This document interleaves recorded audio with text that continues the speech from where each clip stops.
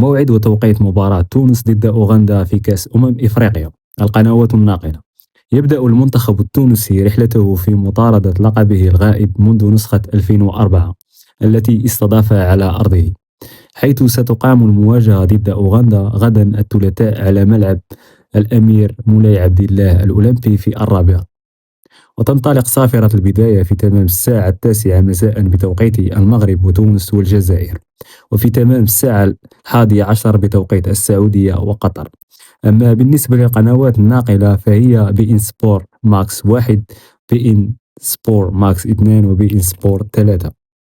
ويتواجد منتخب نصور قرطاج في المجموعة الثالثة ببطولة كأس إفريقيا المقامة حاليا في المغرب، رفقة كل من منتخب نيجيريا، أوغندا، وبالإضافة إلى تنزانيا.